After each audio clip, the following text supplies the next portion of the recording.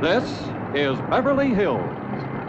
And here come the Beverly Hillbillies.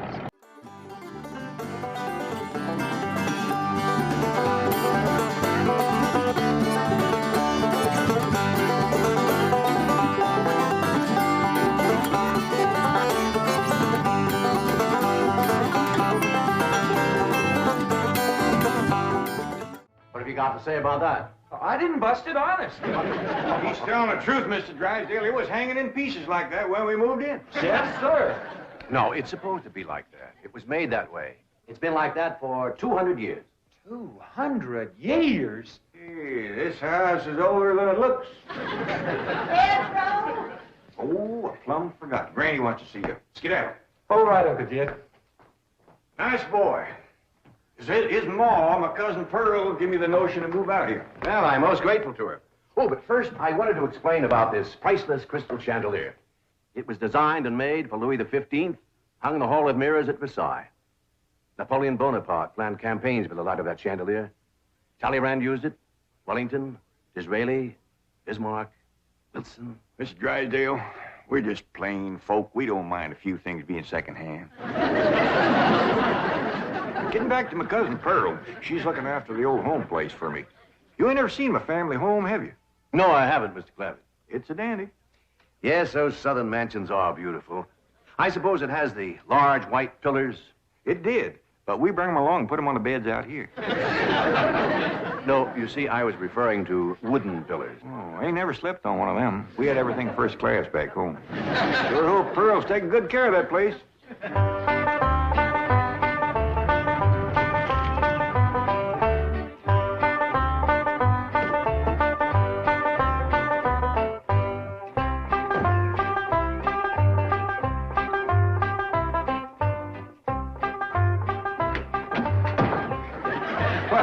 Hello there.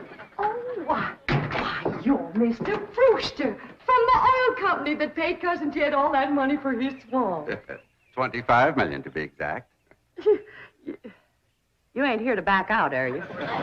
No, indeed. Your cousin's money is safe in the bank in California. I just thought you'd like to know that I heard from the bank and your family arrived in Beverly Hills safe and sound. Oh, that is good news. My son Jethro drove him out, you know. Yes, I know he did. Oh, I have something here from the bank. I think you'll enjoy it. For me? They told me at your house I'd find you here. Yeah, well, I promised Cousin Jed I'd keep an eye on the old home place for him.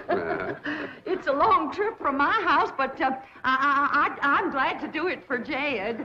That's nice of you. Yeah, well, you know, can I help you look for that money? What is the money?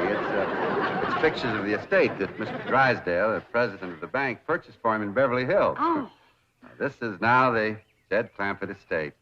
Land to mercy, look at that. Why, it's bigger than the state capitol. Quite a change from this place, all right.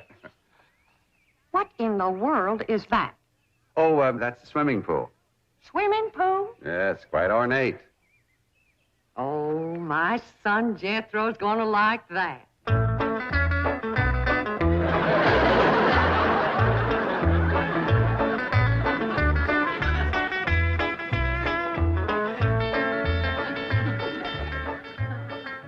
Granny, when we's done washing, can I go swimming here in the cement pond? Of course not. I don't allow nobody splash around in my wash water. Ain't there no place else you can wash? The cement pond's the only water we got. Place ain't got a well, it ain't got a creek. Ain't even got a rain barrel to catch what comes out of the sky. Oh, when that banker fella seen me unloading your wash tub and scrubbing board, he said, why, you can throw that away. We don't use them things here in Beverly Hills. Now, you listen here to me, boy. I don't care how other folks live in Beverly Hills, but us Clampetts is gonna be clean. Yes, ma'am. May not have it as nice as we had it back home in the cabin. Right in the house and everything. But we ain't gonna lower our standards. No, ma'am. Here, wrench these things out for me. We gotta get this tub back to the kitchen for Elly's bath. Yep. Being clean is a strict rule with your Uncle Jed. Let me look you over. Many the time we've been down to our last piece of fat. I'd say, shall I cook it to eat it, or shall I render it down for soap? He'd say no, Render it down for soap, Granny. The Lord will feed us poor folks, but we gotta do our own washing. But Uncle Jed ain't poor now, Granny. He got $25 million. How long do you think that's gonna last if we go throwing it away on store-bought soap? Waste not, want not. Now, here's a view of the entrance hall. My stars and garters. Why, it's a palace. Whoever would have thought that my cousin Jed would be living in an estate like this? Well, the credit is yours. You're the one who talked him into moving. Oh, well, I put the notion in his head. But it was really kind of Elly May when. Yes, his daughter will have a wonderful life as the Beverly Hills debutante. Can't you just see that beautiful girl descending this magnificent stairway? I sure can.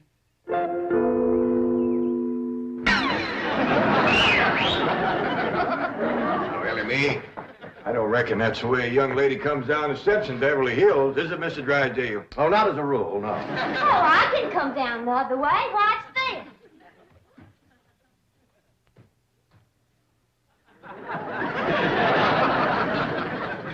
How's that? Well, that's not exactly what I had in mind. Well, show me. No, my secretary will show you. Oh, she's in town doing some shopping for you. Oh, what's she getting me? Now, that's going to be a surprise, Ellie, but it's some things you've been needing, and they're going to be pretty, and you're going to like them. Things I've been a-needing? A set of muskrat traps. A three-blade frog sticker? Nope. A ready-made slingshot. Now, Ellie, you way off the track. Now, you wait till Miss Hathaway gets here, and you'll see. Yes. Well, I'll be pushing along to the bank.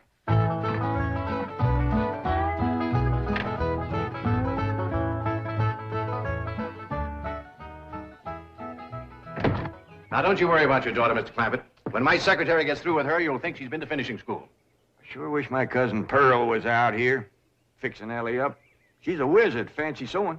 Oh, is she a dressmaker? That woman can make anything. Why, she can pick up a handful of straw, and before you know it, she's made a hat. That's remarkable. So she's a milliner. Oh, she's a Clampett. Married a Bodine. I don't recall knowing the milliners. Milliners are women who make hats. Now, that's Pearl, all right, but she's a Clampett. You talk about making hats. Pearl made herself a hat one time was shaped just like a bird's nest. And in there on the nest was this blue jay a-setting on her eggs. Well, sir, they come from everywhere to see that hat, to study it, to see how Pearl made it so as they could copy it. Boy, there was dozens of them from all around. Hat designers? No, blue jay. Never did catch on too good with people. For a while there, Pearl couldn't hardly go out of the house without a bunch of blue jays taken out after her. Sure wish she was out here. She'd have Ellie slick as a picture in a catalog. Yep. I ought to be out there in Beverly Hills helping Cousin Jed. Well, he certainly has plenty of room for you. This mansion of his has 32 rooms and 14 baths. 14 bathrooms? Yes. A sunken marble bathtub. I can just see Elly May having herself a bubble bath in there. I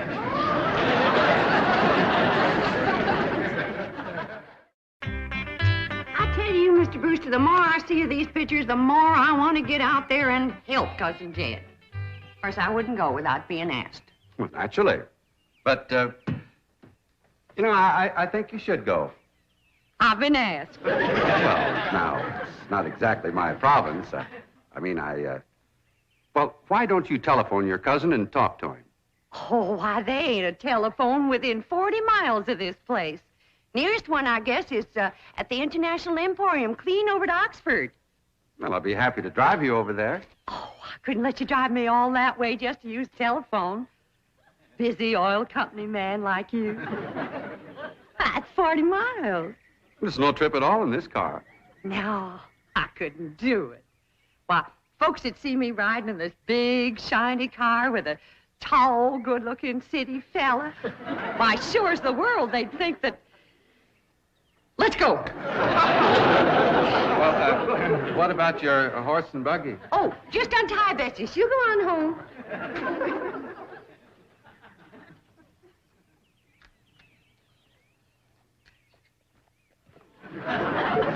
Well, Bessie's headed for home, all right. Mrs. Bodine, how long has your buggy been hitched there? About an hour. Why? Why, Blue Jay built her nest on the seat, and she was sitting on her eggs. Oh, shoot. I wanted to wear that.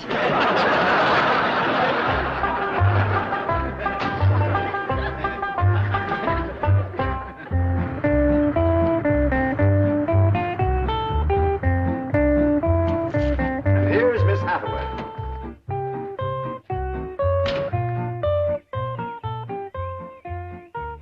Mon capitaine, je suis retour. Fine. Ready for Ellie Mae? Gentlemen, aided and abetted by the gossamer garments, exotic lotions, and other feminine appurtenances within these cartons, I am ready to assume the role of Pygmalion and transform that barefoot Galatea into a striking and sophisticated paragon of Beverly Hills literature. That's yes the hard way. Well, duty calls. I leave you in capable hands. Goodbye, Mr. Clampett. Thank you, sir. Chief, Well, that sure is neighborly of you, Miss Hathaway. Reckon you can handle Ellie Mae? Uncle Jed, Granny says... Oh, howdy, Miss Hathaway. oh, bonjour, Jethro. Here are them things in for Miss Hathaway, Jethro. I think she kind of likes you, boy. She does? Well, I can't take 'em into the house. That's what I come out here to tell you. Granny says that all the men folks got to stay out of the house while Ella Mae's taking her bath. Oh. But isn't Ellie Mae bathing in the privacy of her own bedroom suite? Hear what she called you? Sweet. What's the matter with him? Why doesn't he answer? Hey, he's just a little shy, I reckon. Ask him again. Is Ellie Mae in her bedroom suite? No, she ain't, darling. Never mind, I'll find her myself. Uncle Jed, I got me a girl. You sure have, boy, and a city girl, too.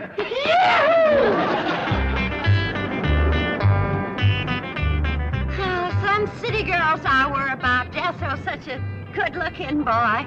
Every girl in the 5th grade was after him. I hardly think anything serious can develop between boys and girls in the 5th grade. Oh, I don't know.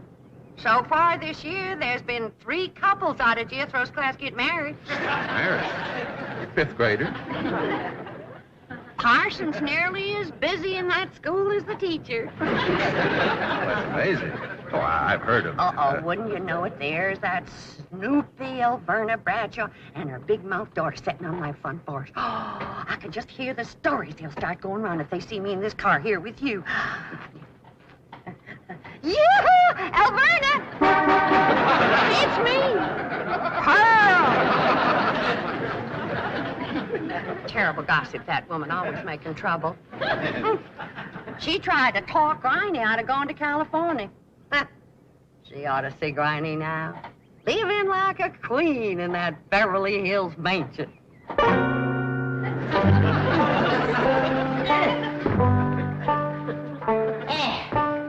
I should have listened to Elverna Bradshaw and stayed home. And had a pump right in the house. Didn't have to choke water a quarter of a mile. Oh, you ready to get rinsed off, Ellie? Well, not yet, Granny. Should have washed my hair. No. You better wait till I can catch some rainwater. That pond water smells like it's got medicine in it. I wondered why there's no fish in that pond. Yeah, I reckon that water killed them fish. Don't you worry. My lye soap will kill anything that killed them fish. Have you seen... What in the world's going on here? Well, there's a bath going on. That's what's going on. Howdy. But I don't understand. Well, then somebody ought to explain it to you, sissy woman. You see, first you heat some water. Then you put it in a great big tub like this. You put some soap in it, and then you get in it, and you start to wash, and that's what you call a bath. Granny, you don't have to do this sort of thing in Beverly Hills. Don't you listen to her, Ellie. Ain't you ever heard that saying that cleanness is next to godliness? But of course, John Wesley said that. And I bet he didn't live in Beverly Hills. Here, Elly, dry yourself off with this nice big bath towel. My girl, I'll rinse off that old lye soap. Lye soap? Did you say lye soap? That's right. I make it myself. But that will ruin this beautiful girl's delicate skin. I've been washing with it for 72 years. Look at my skin. It's like leather. Yeah. Nice, ain't it? Granny, I hope you will forgive my momentary bewilderment at this primitive form of ablution, but please let me explain. First explain what you just said. Well, Elly May has a beautiful big bathtub upstairs. Upstairs? It was hard enough carrying the water in here. I ain't gonna tote no water upstairs. You don't have to. There's a big, beautiful... Haven't you been upstairs? No. Jed said that probably belonged to somebody else. Ain't that right, Elly? Yeah. Paul said he heard tell that folks sometimes live one family right on top of another. But that's only in apartment houses. This entire house belongs to you. And each one has his own individual bedroom suite. Come along and let me show you. And also the lovely things I brought from town. Yeah, you go ahead. I'll be up directly. What all did you bring from town? Everything, Elly. Everything from chapeau to pumps. Pumps! Praise the Lord. Now I won't have to tote water. Jethro? Yeah, Uncle Jed? Now, you're going to be keeping company with a girl. Is there any questions you like to ask me? What kind of question? About girls. How much you know about girls? They softer than boys. Yeah, I reckon. Generally speaking.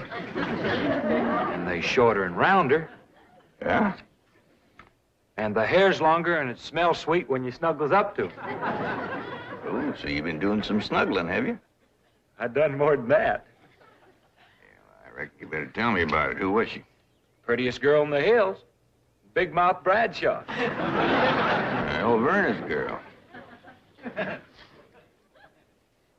I hear tell she's kind of fast. Is she ever? Uncle Jed, I was walking past the cabin, and Big Mouth, she calls out the window to me. She says, "Howdy, Jethro." She says, "My ma's just made a big batch of cookies. Come on in and have some." And I says, "Sure your ma won't mind?" And she says, "Ma's gone, and so's Pa. I'm here all alone." Well, Uncle Jed, I was in that house before you could wink an eye. Can't say as I blame you. Well, no sooner was I inside, the Big Mouth, she puts a music record on the phonograph machine and commences to sashaying around, a twisting and a turning. Dancing. Yeah, I reckon so. Anyway, she says, "Put your arms around me, Jethro, and I'll teach you the two-step." What'd you say? I says, "Listen, Big Mouth," I says, "here we are all alone. Your ma and your pa gone, and you think that I'm going to waste my time dancing?" I says, "Not me, sister. Bring on them cookies."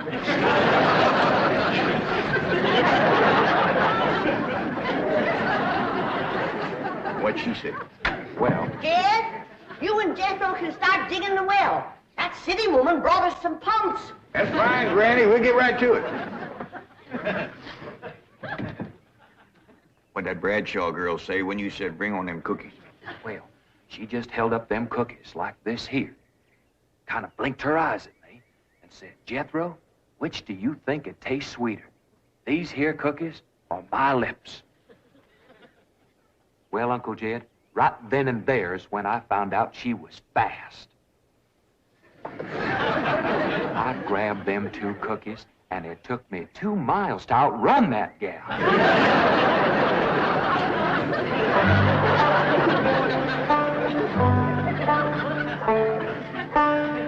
Jethro,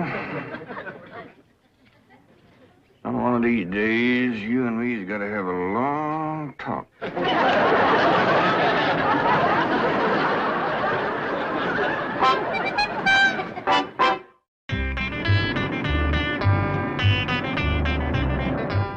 Oh, yes. He's a lady killer, that bar of mine. while Werner Bradshaw's daughter traced him all the way home one day. Sounds like Jethro has a lot of charm and sex appeal. Oh, he has. It's funny how a daughter can take after her father and a boy can favor his mother.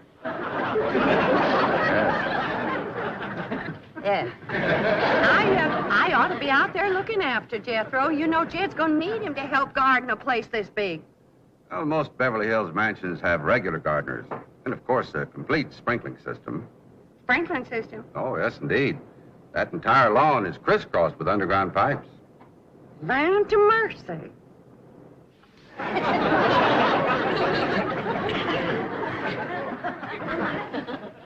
By thunder, Jethro, there's water all over this property.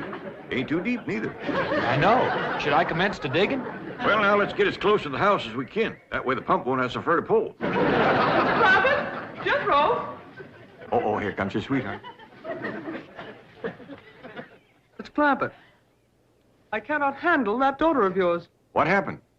I opened that box of beautiful clothes, turned my back for a moment, and she bolted like a wild colt. I was afraid this would happen. Where is she? She's up there. I'll go right up and talk to her. Jethro, have you been upstairs yet? No, ma'am. Then you've got a surprise coming to you. What is it? Your sweets. So are you.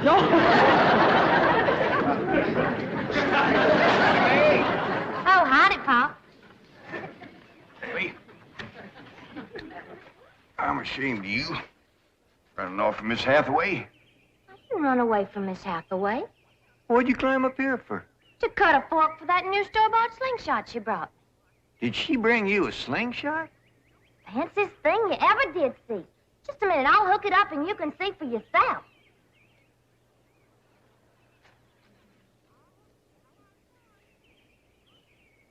Look at that. Doggone. A store-bought, lace-trimmed, double-barrel slingshot. Ooh, the doozy. I don't know how good I can aim it, but it'll sure throw a heap of rocks. Yeah. They really need me out there. Why, I could work wonders for Elly Mae with my fancy sewing and beauty secrets and hairstyling and everything. Of course, I had to learn all those things, not having a husband to support me. Didn't you say it was 40 miles to the town of Oxford? That's right. Well, we've already driven 110 miles. Land to mercy, I forgot to tell you the turn-off. Well, as long as we come this far, maybe we ought to go right on to California.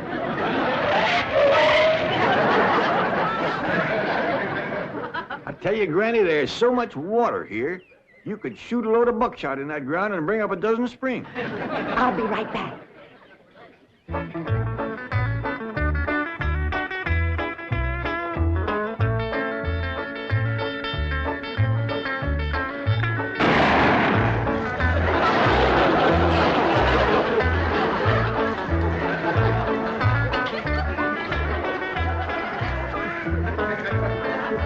I ain't never missed yet.